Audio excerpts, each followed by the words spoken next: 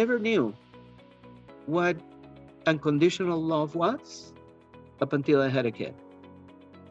Not your significant other, not your parents, not your siblings, a kid. It completes the circle of life. It's incredible. It's incredible. What would you do for your kids? My name is Carlos, and I'm the dad of a former late talking child, Alexander, who is now 25, and he just recently graduated from the University of Arizona with a major in film and television and a minor in business. Alexander now, it is a mature, driven, smart young man, very hardworking, laser focused on his goals. It was a long and difficult and hard journey. I began noticing that something was amiss, and it was the language. You know, when the language explosion was supposed to happen around 2 years old, it didn't happen. You know, Alexander perhaps, spoke only maybe 20 words up until he was 6 or 7 years old. Of course, I'm really worried, and I begin talking to everybody around town. Don't worry, kids talk when they'll talk, they'll walk when they'll walk, they'll eat when they'll eat. You're just worrying about too much. But you know, one of the pearls of wisdom, you know your kid best. Worry, intervene, because the earlier you intervene, the better the outcome will be. I began taking Alexander crisscross the United States, taking Alexander to doctor specialists, speech language specialists, and all kinds of testing was being done on him. Contradictory information was coming along the way. You didn't know who to believe. Alexander, at that point in his early toddlerhood, became very oppositional. Because going to doctors and being punctured and being analyzed and being asked all these questions, if you don't have language, it is very overwhelming. It is, imagine you are dropped into China and all of a sudden they begin telling you to do things in Chinese. And you know, since you don't understand, they even get upset and they raise their voices and they say it slower and you still don't understand. So you become oppositional, and that's what happened. It was a very difficult period in his life. It comes time for Alexander to go to kindergarten. Ooh, the kindergarten readiness test. Of course, all is verbal. So, you know, again, you're in China. He doesn't understand what they're asking him to do, and all these tests go south. We all have developed differently. And it's a bell curve, you know, they happen to be at one of the extremes of the bell curve.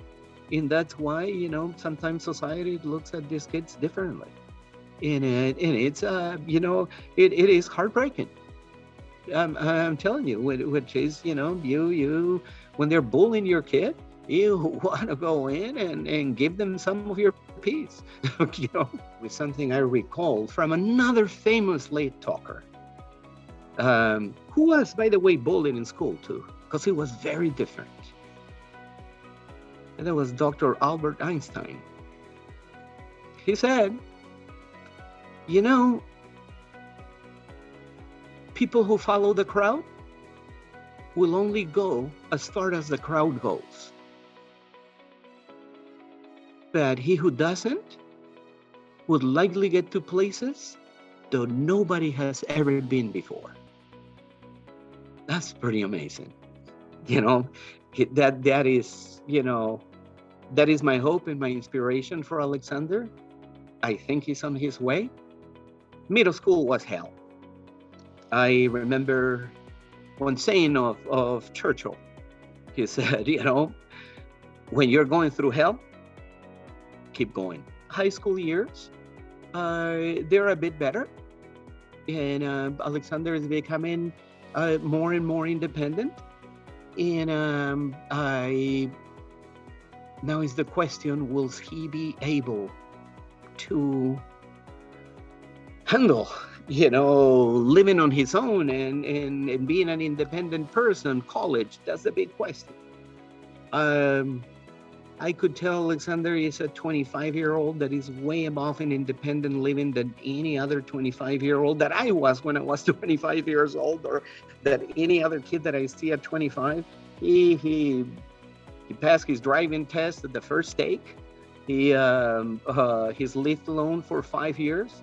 He's a phenomenal cook. These kids march to a different drummer.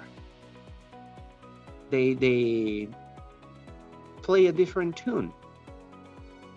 And we all are different.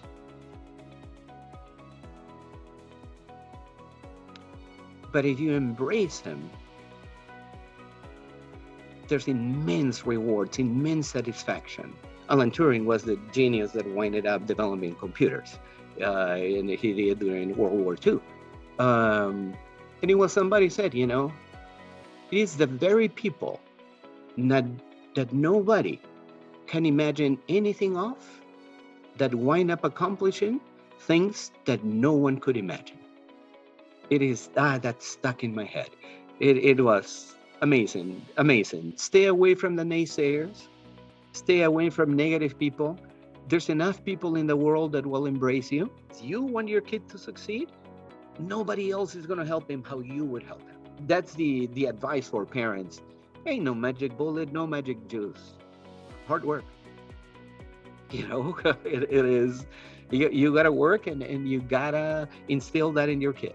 It's very interesting if you see in humankind, the people who have made a difference, the great majority have been different people.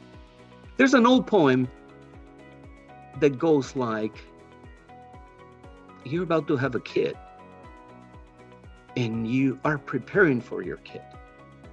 It's kind of, you're preparing for a trip to Italy and you want to see Rome and you want to see Venice, and then you want to see Pompeii, and you want to see all these great museums that are in Italy, and you want to go to the Vatican, and you have bought all these books and how friendly the people are there and how phenomenal the food is there, and you are so excited, and you board your plane to Italy. You're going to see all these fabulous places that you have dreamt about.